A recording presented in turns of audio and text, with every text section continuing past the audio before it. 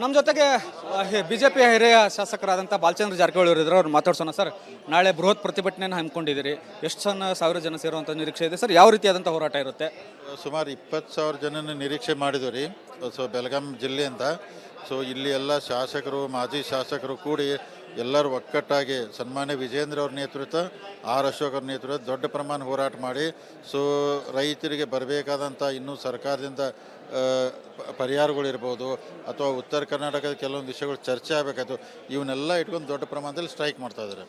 ಕಬ್ಬಿನ ಬೆಳೆಗಾರದ್ದು ಒಂದು ಪ್ರಮುಖವಾದಂಥ ಸಮಸ್ಯೆ ಇದೆ ಸರ್, ಅದರ ಬಗ್ಗೆ ಏನಾದ್ರು ಧ್ವನಿ ಎತ್ತೀರಾ ಅಂತ ಸರ್? ಖಂಡಿತ ರೀ. ಕಬ್ಬು ಇರ್ಬೋದು, ಮೆಕ್ಕೆಜೋಳ ಇರ್ಬೋದು, ಭಾಳ ಜನ ಯಾಕಂದರೆ ಬೆಲೆ ಕುಸಿತ ಆಗಿದೆ. ಎಲ್ಲದಕ್ಕೂ ಸಾಧ್ಯ ಸರ್ಕಾರದಿಂದ ಪರಿಹಾರ ಕೊಟ್ಟು ಹೋರಾಟ ಮುಖಾಂತರ, ಅಂದರೆ ನಾವು ಸದನ ಒಳಗಡೆನೂ ಹೋರಾಟ ಮಾಡ್ತೀವಿ, ಹೊರಗಡೆನೂ ಮಾಡ್ತೀವಿ. ಮಾಡಿ ಸರ್ಕಾರ ಗಮನಕ್ಕೆ ತರ್ತೀವಿ. ಎಷ್ಟು ಅನುಕೂಲ ಆಗುತ್ತೆ ರೈತರ ವಿಚಾರ ಇರ್ಬೋದು, ಉತ್ತರ ಕರ್ನಾಟಕದ ಇವನ್ನ ಪ್ರಾಮಾಣಿಕ ಪ್ರಯತ್ನ ಮಾಡಿ ಸದನದಲ್ಲಿ ಏನಾರ ಪರಿಹಾರ ಸಿಗುವಂಥ ಪ್ರಾಮಾಣಿಕ ಪ್ರಯತ್ನ ಮಾಡ್ತಾರೆ. ಅಲ್ಲ, ಬಿಜೆಪಿ ಹೋರಾಟ ಬಿಟ್ಟು ಕಾಂಗ್ರೆಸ್ ಕೇಂದ್ರ ಸರ್ಕಾರದ ನಾಯಕರ ಜೊತೆ ಮಾತನಾಡಲಿ, ಅವ್ರದ್ದು ಹೈಕಮಾಂಡ್ ಇದೆ, ಅವ್ರದ್ದು ಮಾತನಾಡಿ ಅನ್ನೋಂತ ಮಾತನಾಡ್ತಾ ಇದ್ದಾರೆ. ಖಂಡಿತ ನಮ್ಮದು ಶಾಸಕಾಂಗ ಸಭೆ ಇದೆ 9 ತಾರೀಕು. ನಾವು ಪ್ರಮುಖರು ವಿನಂತಿ ಮಾಡ್ಕೊತೀವಿ. ಈಗೆಲ್ಲ ಅವ್ರು ಕೇಂದ್ರ ಕಡೆ ಬಟ್ಟು ಮಾಡಿ ತೋರಿಸೋದಲ್ಲ, ನಾವು ಬೇಕಾದ್ರೆ ಕೇಂದ್ರಕ್ಕೆ ಒಂದು ನಮ್ಮವ್ರು 4-5 ಜನ ಹೋಗಿ ಅಲ್ಲಿ ಬರಬೇಕಂತ. ಇಥನಾಲ್ ಇರ್ಬೋದು, ರಿಕವರಿ ವಿಚಾರ ಇರ್ಬೋದು, ನಮ್ಮ ಪಾಲೇನು ಬರಬೇಕಾದ್ರೆ ನಾವು ಒಂಥರ ಪ್ರಾಮಾಣಿಕ ಪ್ರಯತ್ನ ಮಾಡ್ತೀವಿ. ಇವ್ರು ಏನು ಕೊಡಬೇಕಾದ್ರೆ ಇದನ್ನು ಪ್ರಾಮಾಣಿಕ ಪ್ರಯತ್ನ ರೈತರು ಕೊಡಲಿ. ಇಬ್ಬರು ಸೇರಿ ಕೆಲಸ ಮಾಡೋ. ರೈತರ ವಿಚಾರ ಇದೆ, ನಾವು ರಾಜಕೀಯ ಮಾಡೋದು ಬೇಡ. ಇಬ್ಬರು ಸೇರಿಕೆ ರೈತರಿಗೆ ಅನುಕೂಲ ಮಾಡೋಂಥ ಪ್ರಾಮಾಣಿಕ ಪ್ರಯತ್ನ ಮಾಡ್ತಾರೆ. ಸರ್ವಪಕ್ಷ ನಿಯೋಗವು ತೆಗೆದುಕೊಂಡವ್ರು ಬೆಟರ್ ಅನಿಸುತ್ತಾ ಸರ್ ನಿಮಗೆ ಅಂತ? ಬೆಟ್ರ್ ಏನಕ್ಕಿದೆ, ನಮ್ಮ ಪಾರ್ಟಿಯವ್ರು ಅಲ್ಲಿ ಮಾತಾಡ್ತಾರೋ, ಇವ್ರು ಇಲ್ಲಿ ಮಾತಾಡಲಿ. ಅವಶ್ಯಕತೆ ಬಿದ್ದರೆ ಹೋಗೋದು ಇನ್ನೂ ಬೆಟ್ರ್. ಯಾಕಂದ್ರೆ ಎಲ್ಲರೂ ನಾವು ಮಾಡೋದು ರೈತರಿಗೋಸ್ಕರ ಮಾಡಿದ್ರೆ ಸರ್ವ ನಿಯೋಗ ಆದರೆ ಇನ್ನೂ ಒಳ್ಳೇದಾಗತ್ತಾರೆ. ನೆಲದ ವಿಚಾರವಾಗಿ ಸರ್ವಪಕ್ಷ ನಿಯೋಗಗಳು ಹೋಗ್ತಾರೆ ಸರ್, ರೈತರ ವಿಚಾರವಾಗಿ ಯಾಕೆ ಹೋಗಬಾರ್ದು ಅಂತ ಸರ್? ಖಂಡಿತ ರೀ. ಯಾಕಂದ್ರೆ ಮಾಡಲೇಬೇಕಾಗ್ತೈತೆ. ಯಾಕಂದ್ರೆ ಇಥನಾಲ್ ಇರ್ಬೋದು, ರಿಕವರಿ ಸ್ವಲ್ಪ ಚೇಂಜಸ್ ಮಾಡಿದ್ರೆ ರೈತರಿಗೆ ಅನುಕೂಲ ಆಗ್ತದೆ. ನಾವು ಶಾಸಕಾಂಗ ಸಭೆಯಲ್ಲಿ 9 ತಾರೀಕು ನಮ್ಮ ಭಾರತೀಯ ಜನತಾ ಪಾರ್ಟಿ ಅಥವಾ ಡೀಟೇಲ್ ಆಗಿ ಚರ್ಚೆ ಮಾಡ್ತಾರೆ. ತಾವು ಕಾರ್ಖಾನೆ ಮಾಲೀಕರಿದ್ದೀರಿ, ತಮಗೂ ಸಮಸ್ಯೆಗಳಿದ್ದಾವೆ. ಈಗ ಎಥನಾಲ್ ಸಮಸ್ಯೆಗಳನ್ನ ಹೇಳಿದ್ರಿ, ಪಾಲ್ ಕೊಡ್ತಿಲ್ಲ ಅನ್ನುವಂಥದ್ದನ್ನ, ಇದನ್ನ ಒತ್ತಡ ಹಾಕಬೇಕಾಗಿತ್ತಲ್ವಾ ಸರ್ ಅಂತ? ಈಗ ನಾವು ನಡೆಸೋದು ಕೋಆಪರೇಟಿವ್ ಶುಗರ್ ಫ್ಯಾಕ್ಟ್ರಿ, ಬೇರೆಯವ್ರು ಪ್ರೈವೇಟ್. ಕೋಆಪರೇಟಿವ್ ಪ್ರೈವೇಟ್ಗೆ ವ್ಯತ್ಯಾಸ ಇದೆ ಅದು. ಅದಕ್ಕೋಸ್ಕರ ಅವೆಲ್ಲ ಸಮಸ್ಯೆ ಇದಾವ್ರೆ.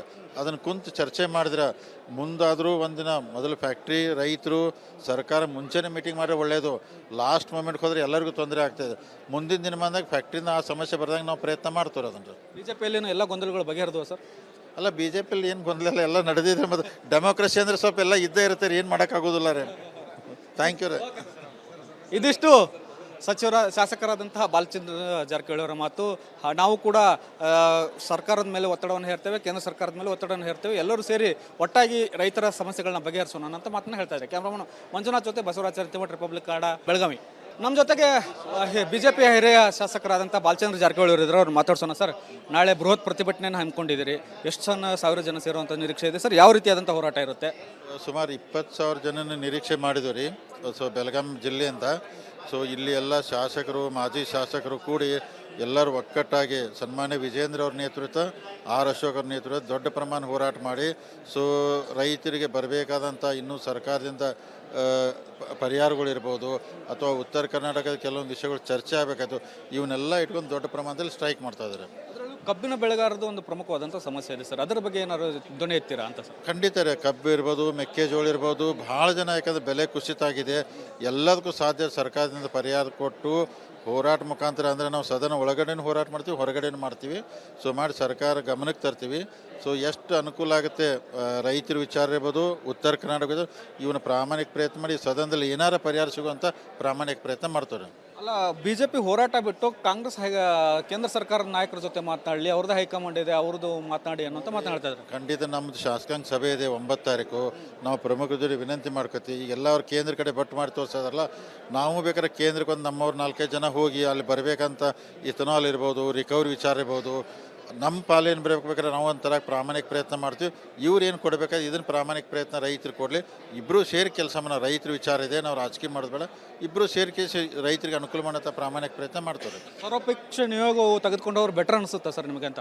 ಬೆಟ್ರ್ ಏನಕ್ಕಿದೆ, ನಮ್ಮ ಪಾರ್ಟಿಯವ್ರು ಅಲ್ಲಿ ಮಾತಾಡ್ತಾರೋ, ಇವ್ರು ಇಲ್ಲಿ ಮಾತಾಡಲಿ. ಅವಶ್ಯಕತೆ ಬಿದ್ದರೆ ಹೋಗೋದು ಇನ್ನೂ ಬೆಟ್ರ್. ಯಾಕಂದ್ರೆ ಎಲ್ಲರೂ ನಾವು ಮಾಡೋದು ರೈತರಿಗೋಸ್ಕರ ಮಾಡಿದ್ರೆ ಸರ್ವ ನಿಯೋಗ ಆದರೆ ಇನ್ನೂ ಒಳ್ಳೇದಾಗತ್ತಾರೆ.